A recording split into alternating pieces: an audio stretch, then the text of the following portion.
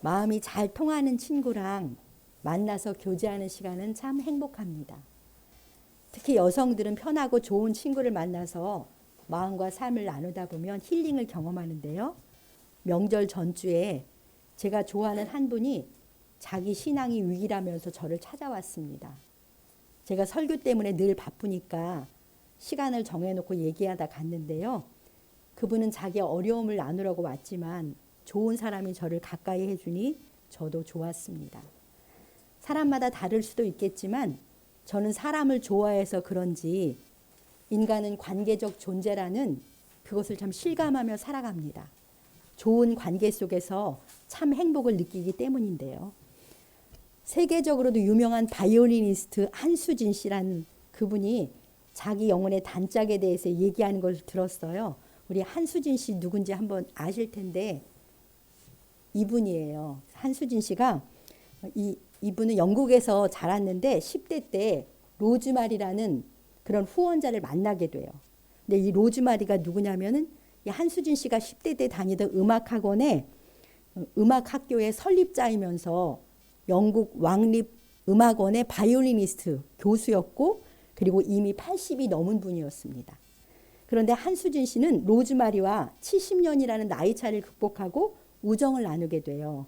그래서 10대 소녀 한수진은 또래 친구들과도 나누지 못하는 이야기를 로즈마리랑은 시간 가는 줄 모르고 그렇게 나눴고요.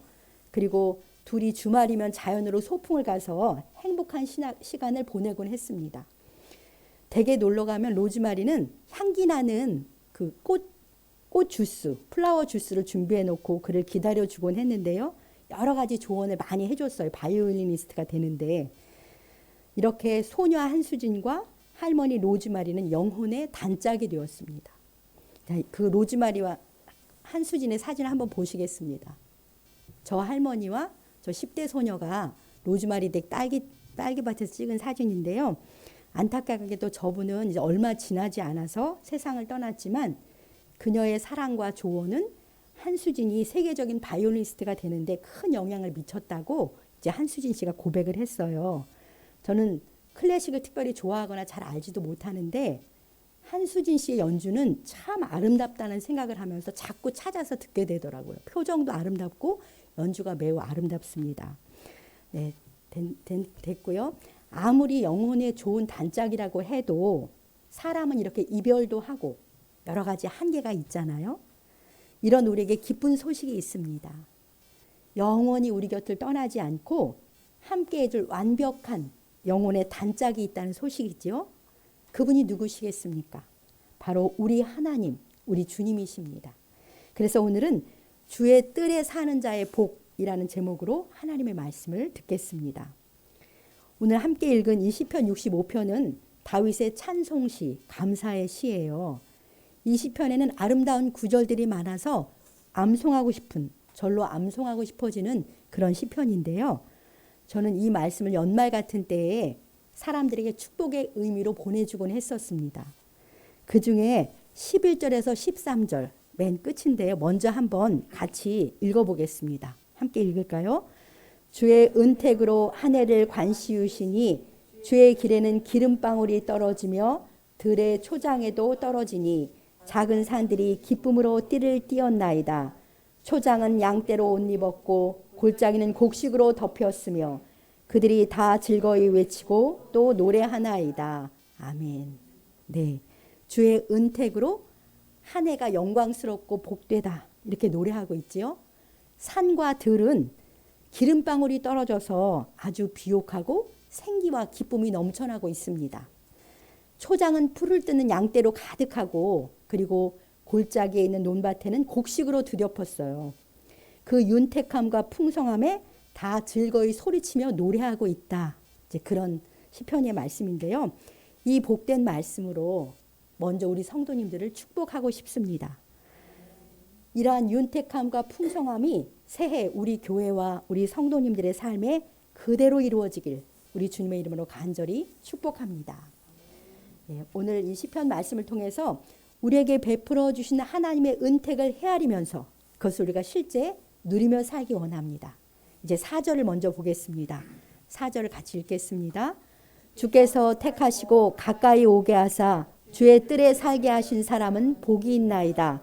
우리가 주의 집 곧 주의 성전의 아름다움으로 만족하리이다. 아멘. 누가 복이 있습니까? 주께서 택하시고 가까이 오게 하셔서 주의 뜰에 살게 하신 사람이 복이 있습니다. 여기서 복이 있나이다, 복이 있습니다는 참 행복합니다. 그런 의미예요. 이 말씀에 나오는 행복한 사람은 수동태적 사람이에요. 내가 뭘 열심히 해서 좋은 성취를 했기 때문에 행복한 것이 아니고요. 주어가 하나님이잖아요. 하나님이 택하시고 가까이 오게 하셔서 주의 뜰에 살게 하신 그 사람이 행복한 사람입니다. 사람은 스스로 하나님을 깨닫고 스스로 하나님께 나갈 수 있는 그런 존재가 아니에요. 하나님이 친히 자신을 나타내 주시고 우리를 불러주셔야만 하나님께 가까이 갈 수 있는 그런 존재입니다.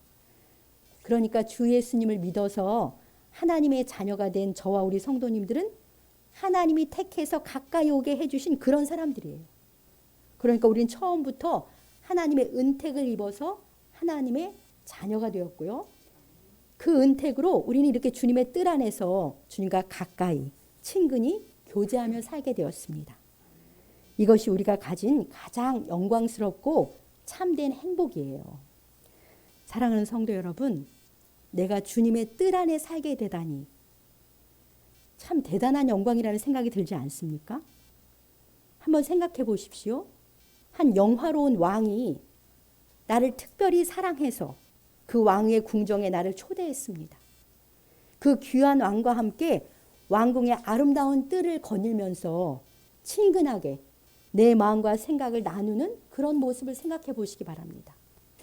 이 기분 좋은 상상, 그 이상이 바로 4절의 말씀이에요. 4절의 말씀의 의미입니다.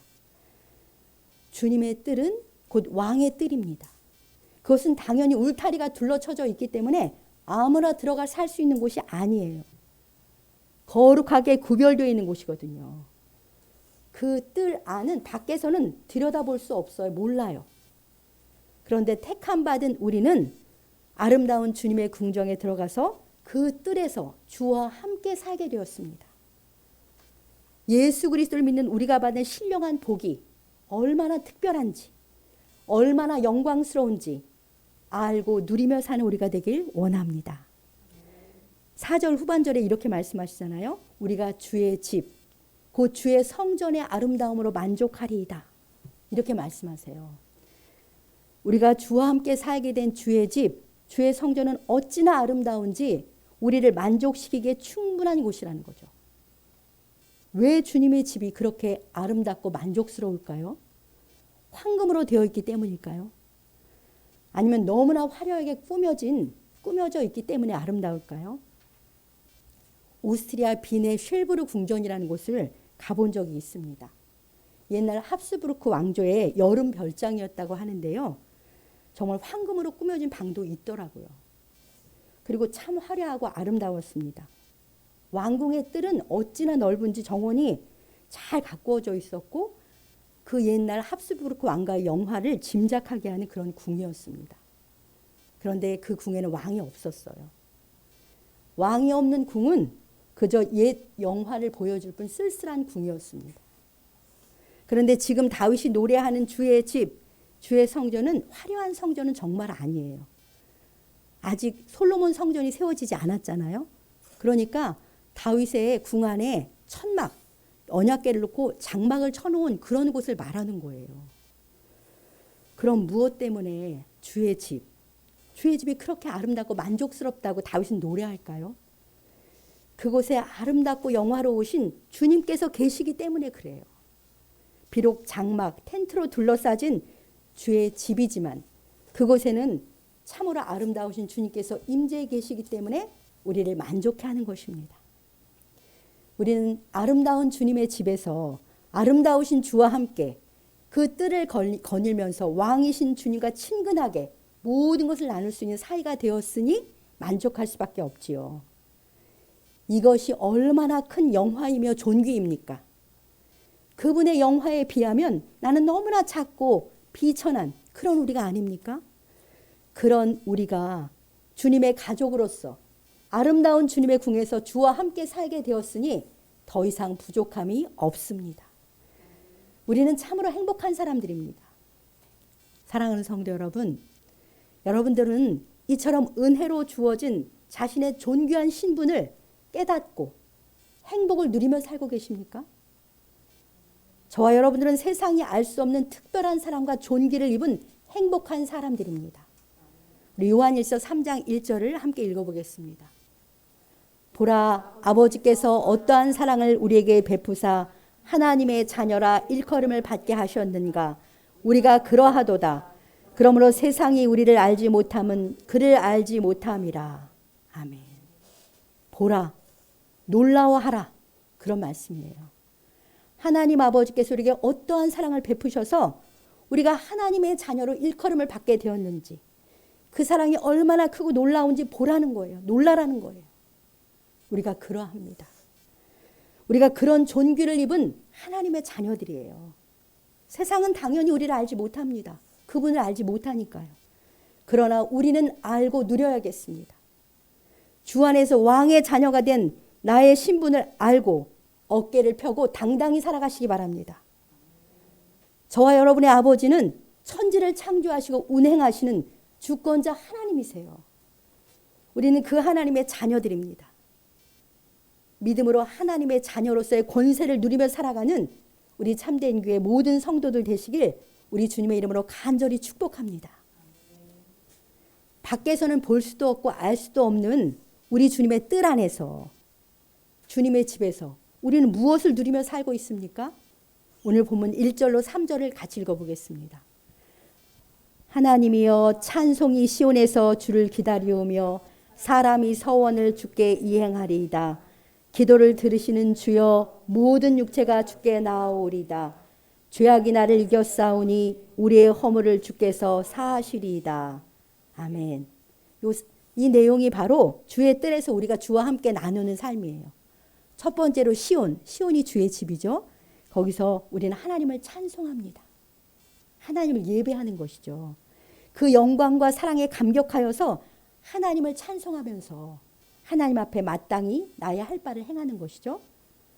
두 번째로 그곳에서 우리는 기도합니다. 주께 기도해요. 주님은 우리의 기도를 들어주십니다. 기도는 주님과 내 모든 마음과 삶을 나누는 주님과의 친밀한 교제잖아요. 우리는 주님의 뜰 안에서 주님과 모든 것을 나누며 교제합니다. 그리고 세 번째로 그곳에서 우리는 모든 허물과 죄악의 사함을 받습니다. 거룩한 주님의 영광과 빛이 충만한 성전에서 내 모든 허물과 죄악이 다 드러나지요.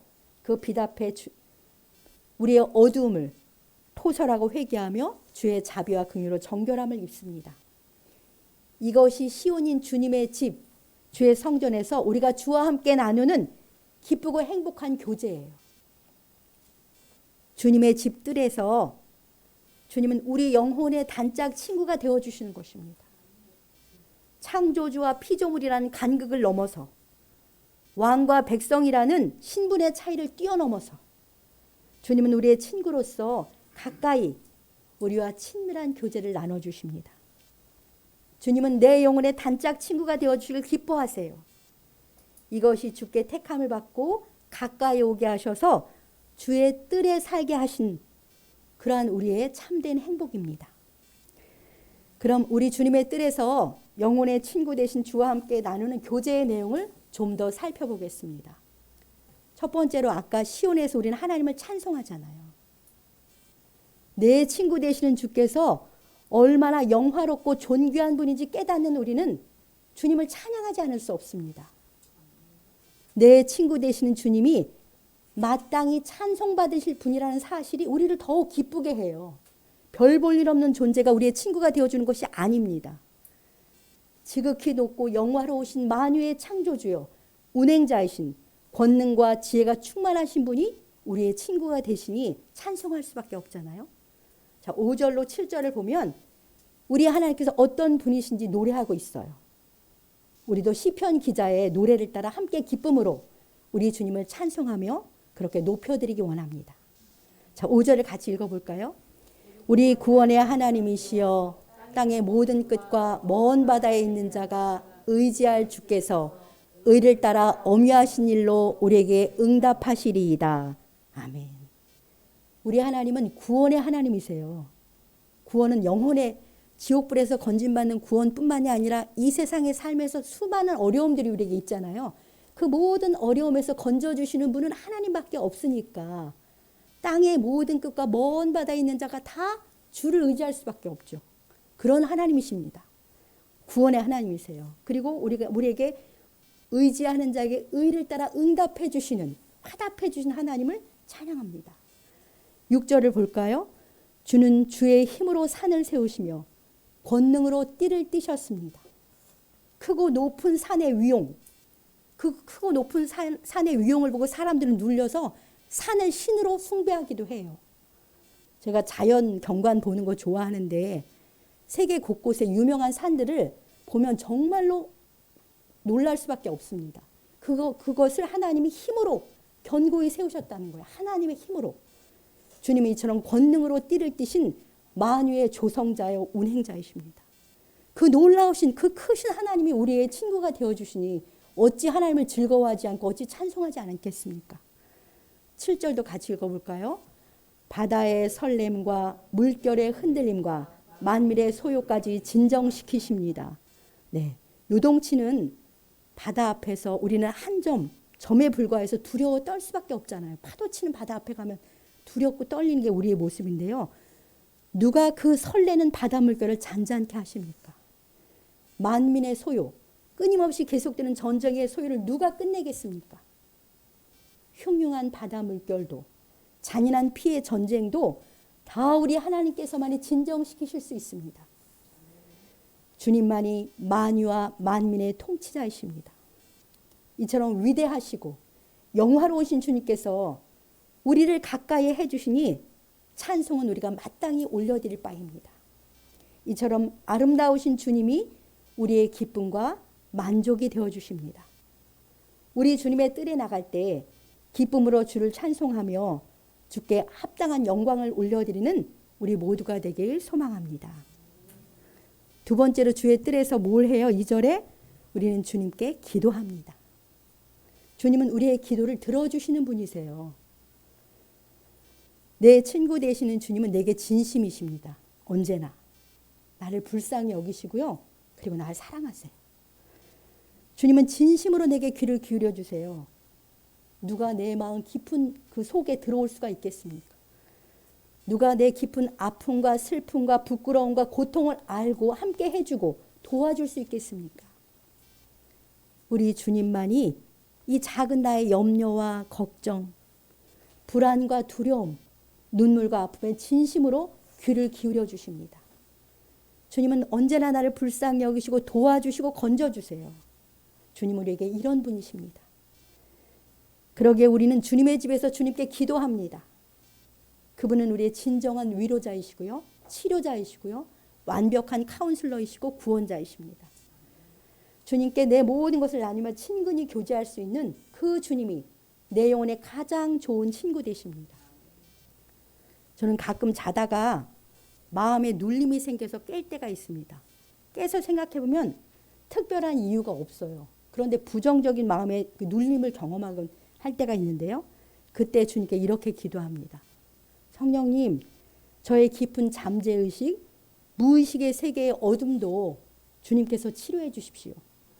주님의 빛으로 저의 잠재의식도 고쳐주셔서 평강이 넘치게 해주세요. 이렇게 기도해요. 잠재의식, 무의식 속에 뭔가가 있어서 제가 이렇게 눌리는 거잖아요. 그렇게 기도를 합니다. 그러면 잘 때 눌림도 사라지고 그리고 아침에 평안히 눈을 뜨게 되는데요. 성령 하나님께서 우리 안에 계시니까 언제 어디서든 우리는 주님의 뜰을 누릴 수가 있는 거예요. 주님과 친근히 언제 어디서든지 교제를 나눌 수가 있습니다. 성전을 꼭 찾아오지 않는다 할지라도요. 항상 주님을 부르심으로 우리의 참 친구 되신 주님과 풍성한 교제를 나누며 살아가시기 바랍니다. 3절을 보면 죄악이 나를 이겼사오니 우리의 허물을 주께서 사하시리이다. 이렇게 말씀하시는데요. 죄악이 나를 이겼다는 것은 내가 죄를 지었다는 것이죠. 우리는 마음으로, 언행으로 하나님과 사람 앞에 죄를 짓고 살 때가 많잖아요. 교만함과 허망한 생각으로, 거짓된 입술과 악한 말로, 게으름과 이기심으로, 믿음이 없는 의심으로 하나님과 사람 앞에 죄를 짓고 삽니다. 세상에서 가장 무거운 짐이 죄의 짐이에요. 죄는 우리 마음을 눌러서 어둠 속으로 밀어넣고 마침내는 하나님이 없는 사망 속에 살게 하거든요. 기쁨과 평안을 다 뺏어가고 무기력하게 하는 것이 죄입니다. 이처럼 무거운 죄의 짐도 주님과는 나눌 수 있어요. 누구에게 얘기할 수 없는 내 죄의 짐도 우리 주님께는 아뢰을 수 있습니다. 왜요? 주님은 이미 다 아시거든요. 그리고 기다리고 계세요. 주께 나와 토설하며 회개하기를 기다리고 계십니다. 용서해 주시고 사해 주시려고요. 주님이 흘리신 보혈로서 우리를 정결케 해주시고 다시 성령의 충만한 은혜를 부어주시는 그곳이 주님의 뜰이에요. 주님의 뜰 안에서 우리는 이렇게 모든 허물과 죄악의 사함을 받아서 아주 가볍게 기쁘게 그렇게 바뀔 수 있습니다. 내 모든 허물과 죄악도 해결해 주시는 주님이시니 우리에게 주님보다 더 친밀한 친구가 누가 있겠습니까? 우리 주님은 진정한 내 영혼의 단짝 친구이십니다. 그러기에 주께서 택하시고 가까이 오게 하셔서 주의 뜰에 살게 하신 우리는 참 행복한 사람들입니다. 날마다 주의 집에서 우리 주님의 아름다우심으로 영혼의 만족을 누리며 살아가시길 소망합니다. 그런데 주님께서는 택하신 우리에게 이러한 영혼의 복만 주시는 분이 아니에요. 이 땅에서의 우리의 모든 삶에도 윤택함으로 관시어 주시는 참 좋으신 하나님이십니다. 우리가 자주 드리는 기도처럼 하늘의 신령한 복과 땅의 기름진 복을 함께 주시는 분이시죠. 이제 9절로 13절을 통해서 이 땅에서 우리의 일상에서 베풀어 주시는 주의 은택을 살펴보겠습니다. 이 시편 기자가 노래할 당시에 근동 사람들의 생업은 농사와 목축업이었기 때문에 이 시편 기자가 노래하는 것은 농경 생활과 목축 생활에서의 풍요와 풍성함을 노래하고 있어요. 그러나 이 말씀은 21세기에 살아가는 우리의 생업과 생활에도 동일하게 임하는 주의 은택인 줄 믿습니다. 사실 이 말씀들은 설교가 필요하지 않아요. 그냥 읽기만 해도 그 풍성한 은혜가 마음에 와닿습니다. 설교를 하려니 참 그냥 읽으면 되는데 이런 생각이 들긴 했는데요.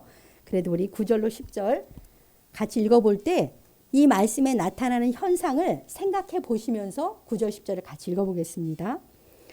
땅을 돌보사 물을 대어 심히 윤택하게 하시며 하나님의 강에 물이 가득하게 하시고 이같이 땅을 예비하신 후에 그들에게 곡식을 주시나이다.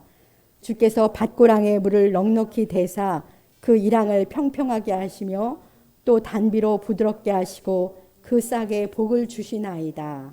네. 누가 땅을 돌봅니까? 하나님께서는 땅을 돌보세요. 창조주 하나님 땅을 지으시고 그냥 버려두시는 분이 아니고요. 항상 세밀한 관심으로 땅을 돌봐주시는 하나님이십니다. 사람과 모든 동물의 먹거리가 땅의 소산이잖아요. 오직 하나님의 돌보심으로 땅은 윤택해지고 풍성한 곡식과 채소와 풀을 냅니다. 땅을 돌보시는 하나님의 은택을 어떻게 표현하고 있어요? 물을 대어 심히 윤택하게 하시며 하나님의 강에 물이 가득하게 하시고 밭고랑에 물을 넉넉히 대사 그 이랑을 평평하게 하시며 아마 시골에서 이 농사 짓는 것을 본 분들은 이게 어떤 모습인지 다 보일 텐데요.